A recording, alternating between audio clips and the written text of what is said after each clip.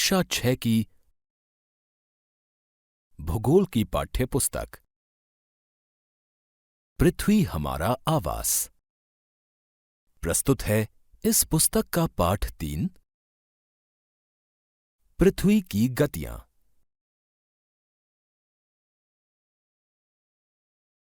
पृष्ठ 19। जैसा कि आप जानते हैं, पृथ्वी की गति 2 प्रकार की है।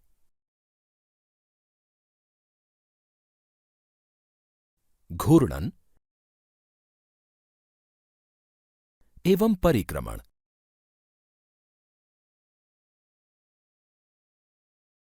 पृथ्वी का अपने अक्ष पर घूमना घूर्णन कहलाता है।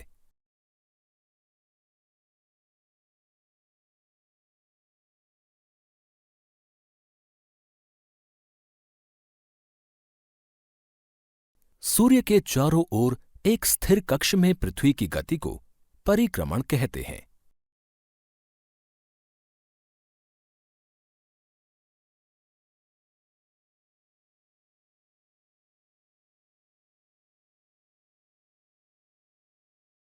पृथ्वी का अक्ष एक काल्पनिक रेखा है।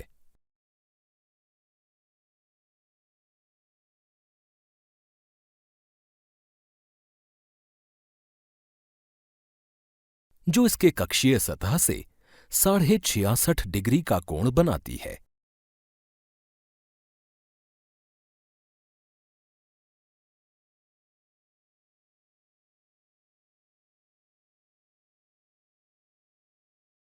वह समतल जो कक्ष के द्वारा बनाया जाता है उसे कक्षीय समतल कहते हैं।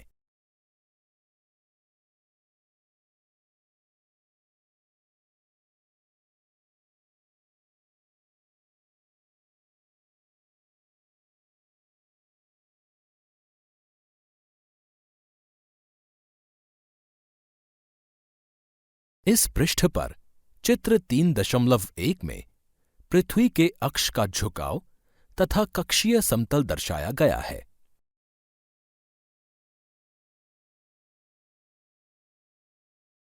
पृथ्वी सूर्य से प्रकाश प्राप्त करती है।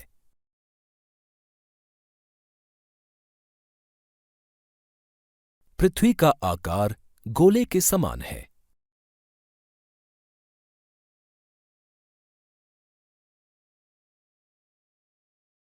इसलिए एक समय में सिर्फ इसके आधे भाग पर ही सूर्य की रोशनी प्राप्त होती है। जैसा कि चित्र 3.2 में दिखाया गया है। इस चित्र में पृथ्वी और सूर्य को दर्शाया जा रहा है।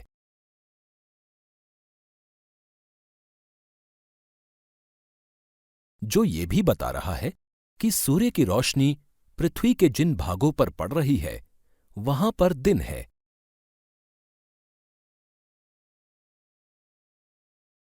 और पृथ्वी के जिस आधे भाग पर सूर्य की रोशनी नहीं पड़ रही वहां पर रात है।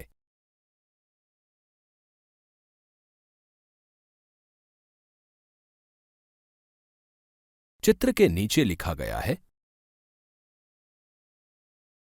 घूर्णन के कारण पृथ्वी पर दिन एवं रात।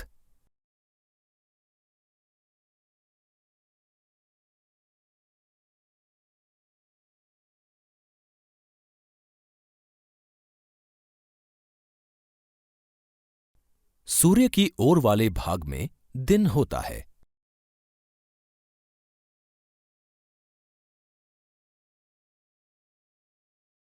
जबकि दूसरा भाग जो सूर्य से दूर होता है वहां रात होती है। ग्लोब पर वह वृत्त जो दिन तथा रात को विभाजित करता है उसे प्रदीप्ति वृत्त कहते हैं।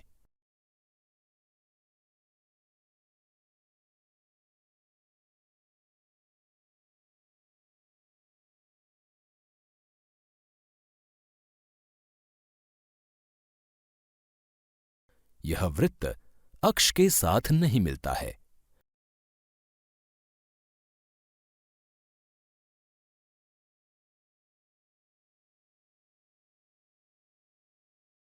जैसा कि आप चित्र 3.2 में देख सकते हैं।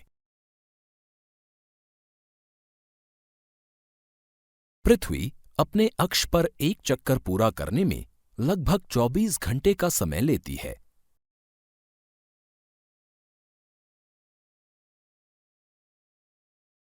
घूर्णन के समय काल को पृथ्वी दिन कहा जाता है। यह पृथ्वी की दैनिक गति है। आओ कुछ करके सीखें। पृथ्वी को दर्शाने के लिए एक गेंद लें तथा सूर्य को दर्शाने के लिए एक जलती हुई मोमबत्ती।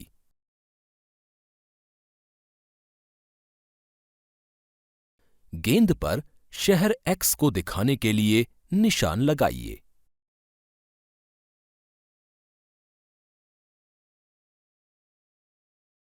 अब गेंद को इस प्रकार रखें कि शहर एक्स में अंधेरा हो। गेंद को अब बाएं से दाएं घुमाइए। जैसे ही आप गेंद को थोड़ा घुमाते हैं तो शहर में सूर्योदय होगा। अगर गेंद को आप घुमाना जारी रखते हैं तो बिंदु एक्स धीरे धीरे सूर्य से दूर चला जाता है। यह सूर्यास्त है। पृष्ठ 20। क्या आप जानते हैं, प्राचीन भारतीय खगोलशास्त्री आर्यभट्ट ने बताया था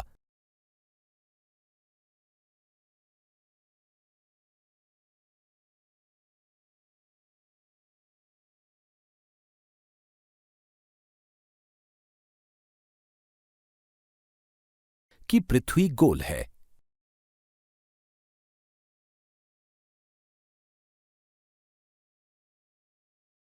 और अपने अक्ष पर घूर्णन करती है।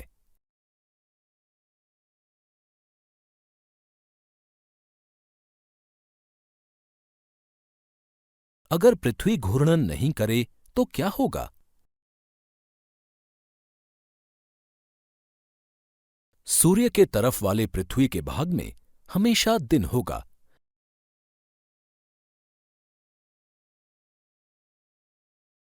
जिसके कारण उस भाग में गर्मी लगातार पड़ेगी। दूसरे भाग में हमेशा अंधेरा रहेगा एवं पूरे समय ठंड पड़ेगी। इस तरह की अवस्था में जीवन संभव नहीं हो पाएगा।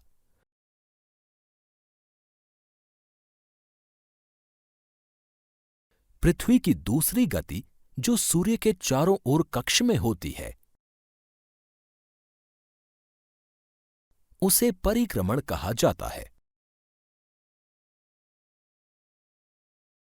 पृथ्वी एक वर्ष या 365 1/4 दिन में सूर्य का एक चक्कर लगाती है।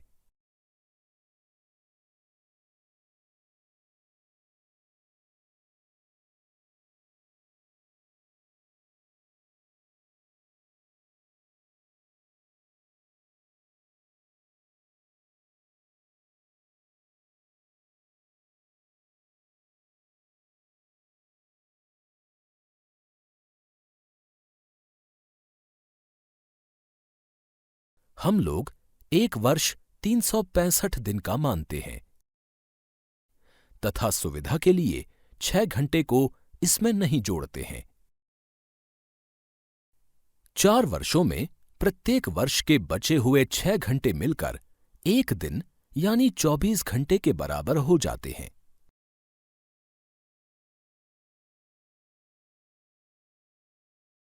इसके अतिरिक्त दिन को फरवरी के महीने में जोड़ा जाता है।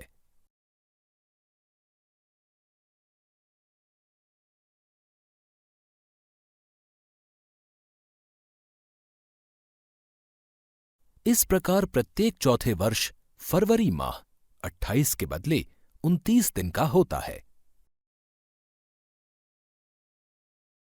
ऐसा वर्ष जिसमें 366 दिन होते हैं उसे लीप वर्ष कहा जाता है।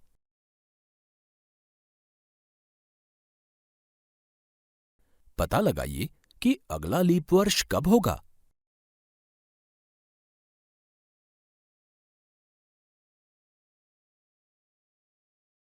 इस पृष्ठ पर चित्र 3.3 दिया गया है। जिसमें पृथ्वी का परिक्रमण एवं ऋतुएं दर्शाई गई हैं।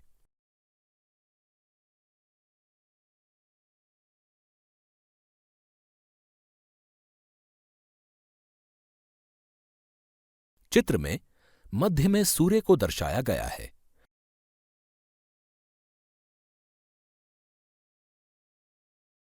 और उसके चारों तरफ पृथ्वी का परिक्रमण दिखाया जा रहा है।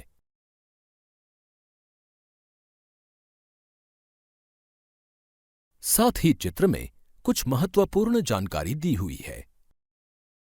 जैसे पृथ्वी जब चित्र में उत्तर अयनांत में है,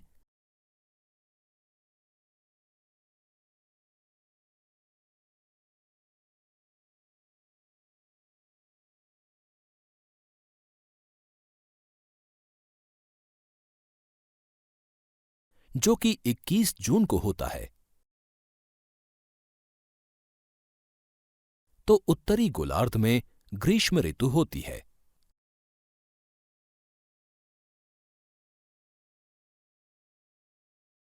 तथा उसी समय दक्षिणी गोलार्ध में शीत ऋतु होती है।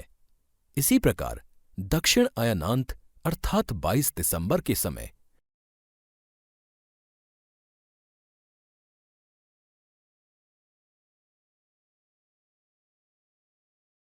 उत्तरी गोलार्ध में शीत ऋतु होती है तथा दक्षिणी गोलार्ध में ग्रीष्म ऋतु होती है।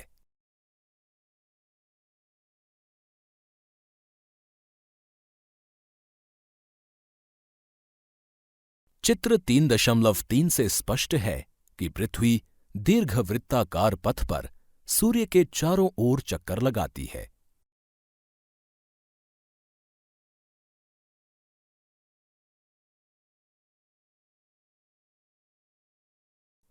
ध्यान दीजिए कि पृथ्वी पूरे कक्ष में एक ही दिशा में झुकी हुई है।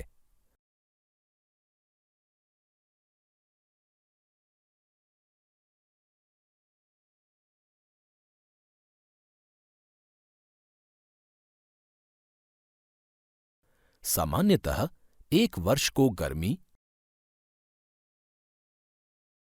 सर्दी, वसंत एवं शरद ऋतुओं में बांटा जाता है।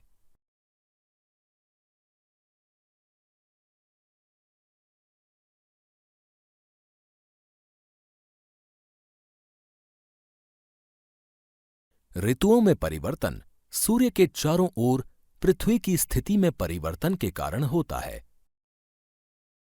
चित्र 3.3 में आप देखेंगे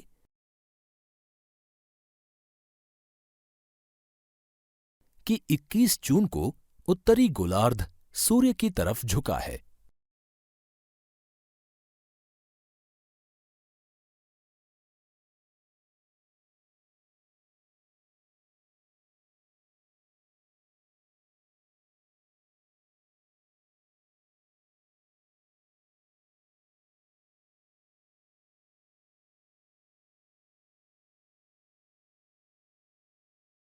सूर्य की किरणें कर्क रेखा पर सीधी पड़ती हैं।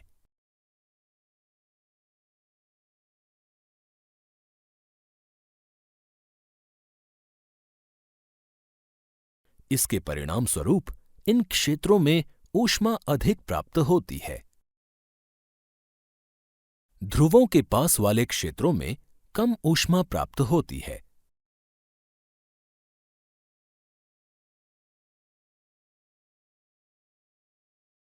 क्योंकि वहां सूर्य की किरणें तिरछी पड़ती हैं।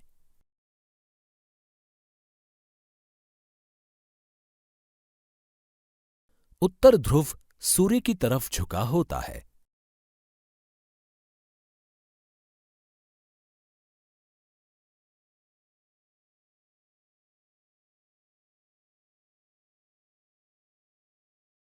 तथा उत्तरी ध्रुव रेखा के बाद वाले भागों पर लगभग 6 महीने तक लगातार दिन रहता है।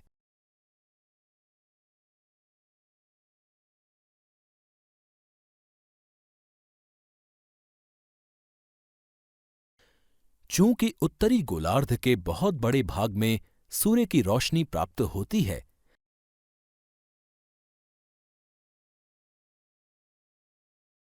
इसलिए विषुवत वृत्त के उत्तरी भाग में गर्मी का मौसम होता है।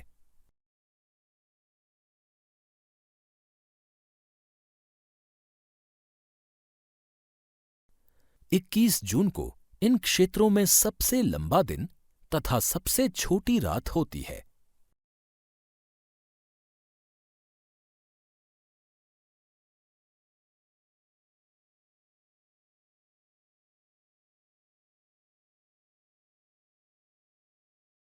पृथ्वी की इस अवस्था को उत्तर अयनांत कहते हैं।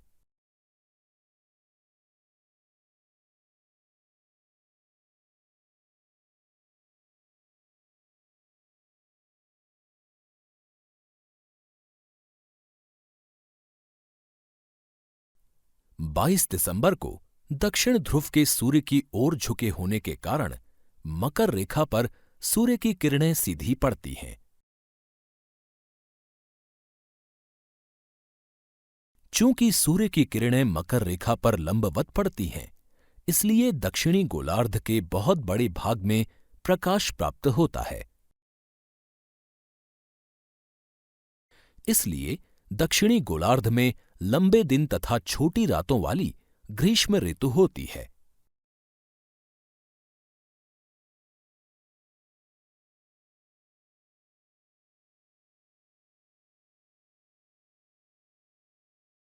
इसके ठीक विपरीत स्थिति उत्तरी गोलार्ध में होती है।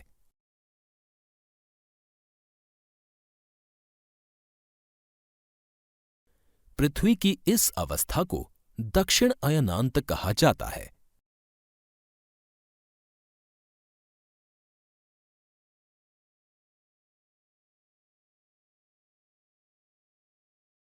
क्या आप जानते हैं कि ऑस्ट्रेलिया में ग्रीष्म ऋतु में क्रिसमस का पर्व मनाया जाता है?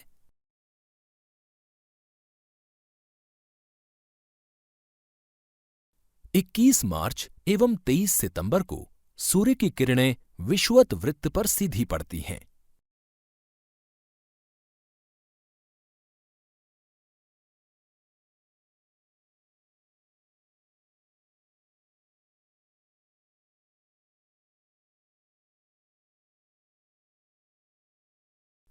इस अवस्था में कोई भी ध्रुव सूर्य की ओर नहीं झुका होता है।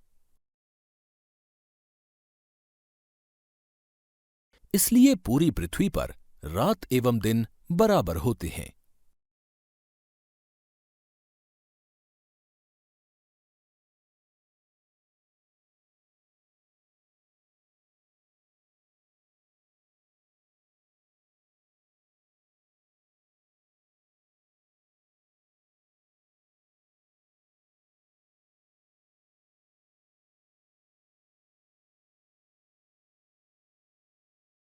इसे विषुव कहा जाता है।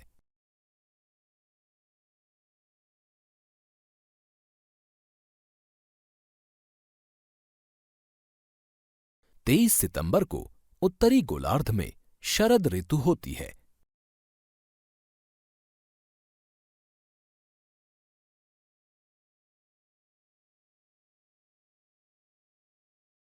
जबकि दक्षिणी गोलार्ध में वसंत ऋतु होती है।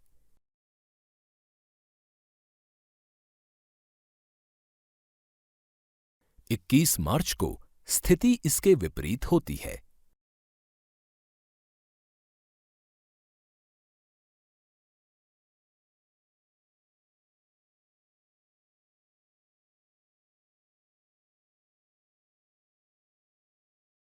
जब उत्तरी गोलार्ध में वसंत ऋतु तथा दक्षिणी गोलार्ध में शरद ऋतु होती है।